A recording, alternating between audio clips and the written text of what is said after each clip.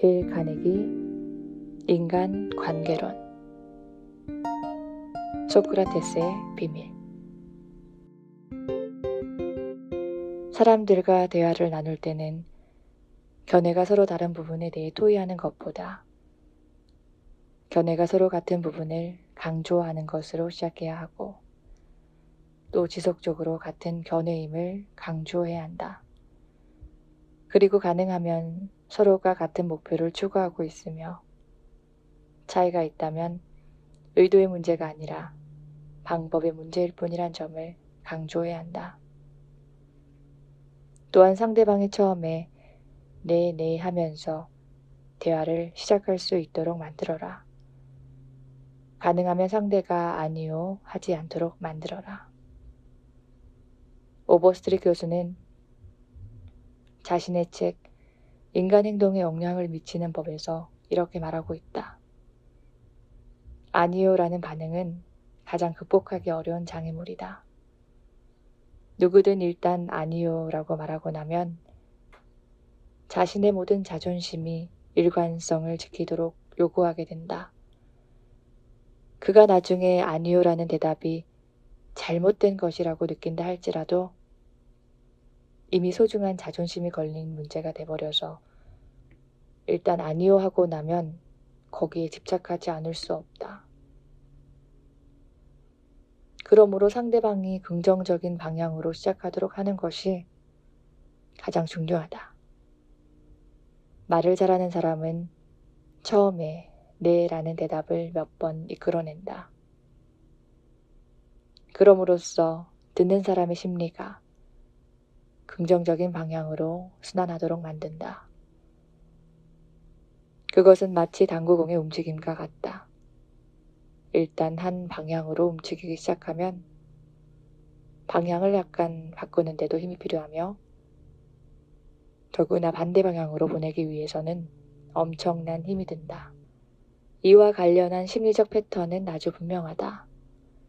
누군가 아니요 라고 대답하고 실제 의미가 그러했다면 그는 단 3글자 단어를 말하는 것보다 훨씬 많은 일을 한 것이다.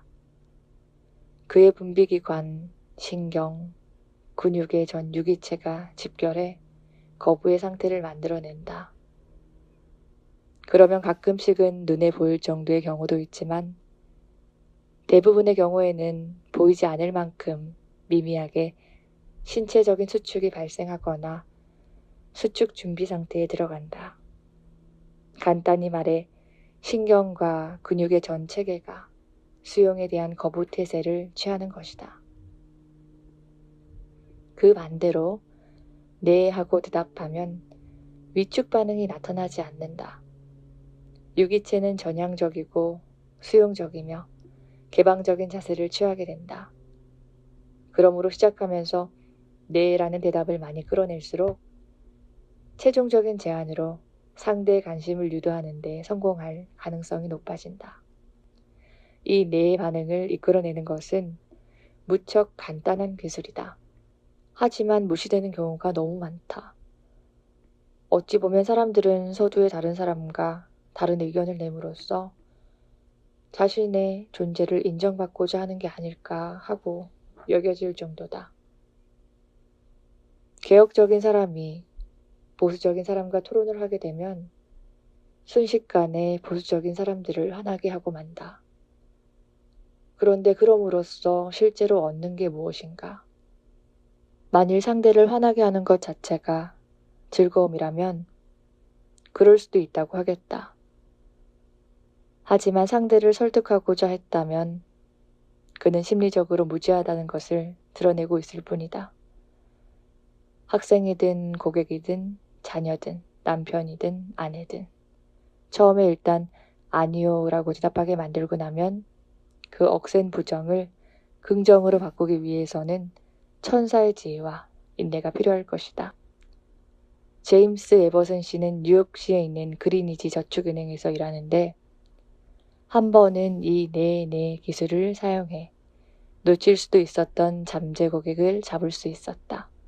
그의 얘기를 들어보자. 고객 한 분이 계좌를 새로 개설하려고 은행에 왔기에 저희가 일반적으로 사용하는 양식을 주고 내용을 채워달라고 했습니다. 그는 몇 가지 질문에는 기꺼이 대답을 했지만 다른 질문에는 완강히 대답을 거부했습니다. 인간관계에 대한 공부를 시작하기 이전이었다면 그 잠재 고객에게 그런 질문에 답을 하지 않으면 저희 은행에서는 계좌를 개설할 수 없다고 얘기했겠죠. 부끄럽게도 예전에는 그런 식으로 처리를 했었습니다. 당연히 그런 최후 통첩을 하고 나면 기분이 좋아지기도 했고요. 은행에 오면 은행의 규칙을 따라야지. 은행의 규칙이나 규정을 함부로 할 수 없다는 것을 보여준 것이니까요. 하지만 이런 식의 태도는 고객이 되기 위해 저희 은행을 찾아온 사람에게 환영받는다거나 존중받는다고 느끼게 하지는 못했을 것이 분명하죠. 그래서 그날은 약간의 양식을 적용해보기로 마음을 먹었습니다. 은행이 원하는 것이 아니라 고객이 원하는 것에 대해 얘기해보기로 마음먹은 거죠. 그리고 무엇보다도 네 하는 대답을 끌어내는 것으로 시작하기로 결심했습니다. 그래서 저는 그의 말에 동의를 표시하면서 그가 대답하기를 거부하는 정보가 반드시 필요한 것은 아니라고 말했습니다. 그러면서 하지만 손님이 예금을 남기고 사고를 당하셨을 경우 법적으로 가장 가까운 친족에게 예금이 전해져야 하지 않겠습니까? 했더니 그가 네, 그야 물론이지요 하고 대답하더군요. 계속해서 손님이 사망하셨을 경우 저희가 손님이 바라시는 대로 지체 없이 정확하게 이행하기 위해서 가장 가까운 친척의 이름을 알려주시는 게 좋다고 생각하지 않으십니까? 했더니 그가 다시 네 하고 대답했습니다. 은행을 위해서가 아니라 고객을 위해서 정보를 요구하는 것임을 깨닫고 나자 그 젊은 고객의 태도가 부드러워지면서 변하더군요. 은행을 나가기 전에 그는 자신에 대한 모든 정보를 알려주었을 뿐 아니라 제 권유에 따라 어머니를 수탁자로 하는 신탁 계좌를 열고는 자신의 어머니에 대한 모든 정보도 기꺼이 알려주었습니다. 처음에 네 하는 대답을 이끌어내고 나니까 그는 문제가 되던 일은 모두 잊어버리고 제가 권유하는 것은 무엇이든 기꺼이 하려 한다는 것을 알게 되었습니다.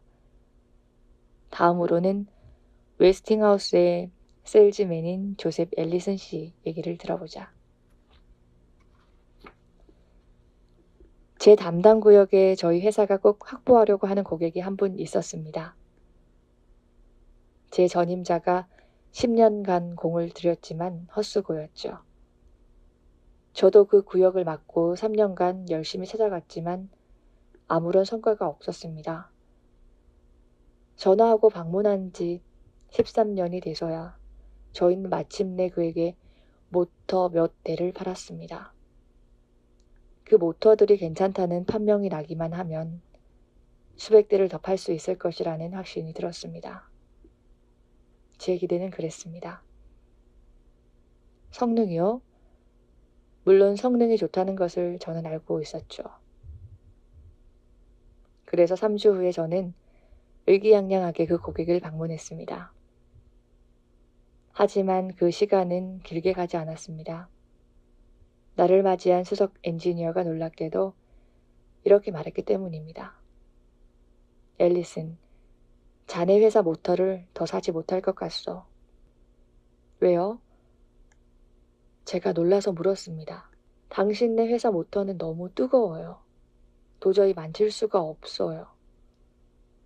다년간의 경험을 통해 논쟁을 해봤자 아무런 효과가 없을 것이란 걸 저는 알고 있었습니다. 그래서 네 하는 대답을 유도해낼 궁리를 했습니다. 네, 그랬군요, 스미스 씨. 당신 말에 100% 동감합니다. 모터가 너무 뜨거워진다면 그런 모터를 더 사서는 안 되겠죠. 전국 전기제조업협회의 규정에 따른 기준보다 뜨거워지는 모터를 사서는 안 되겠죠. 그렇죠? 그는 그렇다고 대답했습니다. 이렇게 첫 번째 네를 얻어냈습니다. 그리고 난 뒤 저는 전국 전기제조업협회 규정에 따르면 전격 모터는 실내 온도보다 40도 이상 뜨거워지면 안 된다고 되어 있죠? 라고 물었다. 그러자 그가 그렇죠, 맞습니다. 그런데 당신네 모터는 그보다 훨씬 뜨거워요. 라고 대답했습니다. 저는 그의 말에 대꾸하지 않고 공장 실내 온도가 어떻게 되죠? 하고 물었습니다. 그가 아마 24도 정도일 겁니다. 하고 대답했습니다. 그래서 만일 공장 실내 온도가 24도인데 그보다 40도 높다면 64도가 됩니다. 64도나 되는 뜨거운 물이 나오는 수도꼭지 아래 손을 갖다 대면 화상을 입지 않을까요? 라고 하자 그는 다시 그렇다고 대답했습니다. 그렇다면 모터에 손이 닿지 않도록 조심하는 것이 낫지 않을까요? 라고 하자 그는 그래요. 당신 말이 맞네요. 라며 제 말을 받아들이더군요. 대화를 조금 더 나누다가 그가 비서를 부르더니 다음 달엔 약 3만 5천 달러에 해당하는 물량의 상품을 주문하도록 지시하더군요. 수년 동안 수천, 수만 달러의 이익을 날리고 나서야 마침내 저는 논쟁을 하는 것이 도움이 안 되며 다른 사람의 시각에서 사물을 보고 그 사람으로 하여금 네네 하는 대답을 하도록 만드는 것이 이득이 되고 또 재미도 있다는 것을 알게 되었습니다. 아테네에 성가신 소크라테스는 비록 맨발로 다니고 40이 되어 머리가 벗겨진 뒤 19 처녀와 결혼하긴 했지만 청년처럼 원기왕성하게 자신의 뛰어난 능력을 발휘했다. 그는 인류 역사상 오직 몇 명밖에 이루지 못한 일, 즉 인간의 사고방식을 통째로 바꾸는 일을 해냈다.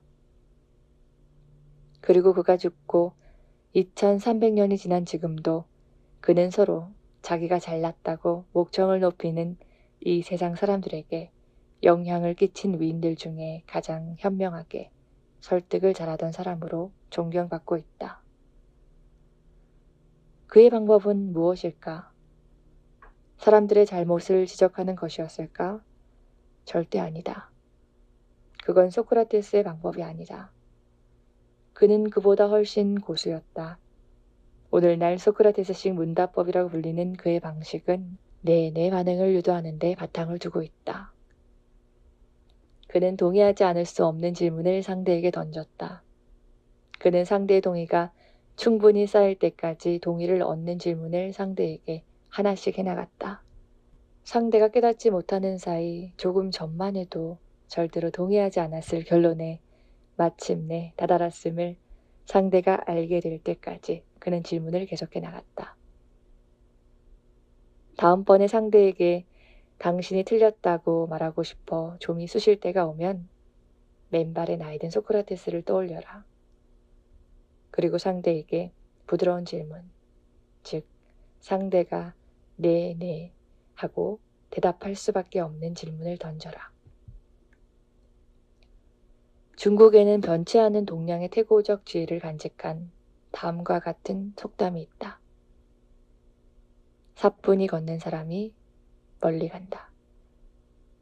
중국인들은 식자층을 중심으로 5000년 동안 인간 본성을 연구하여 엄청난 지혜를 쌓아왔는데 그 사람들이 이런 말을 하고 있다. 사뿐히 걷는 사람이 멀리 간다. 그러므로 상대를 설득하고 싶다면 다음 방법과 같이 해보라. 상대가 선뜻 네라고 대답할 수 있게 만들어라.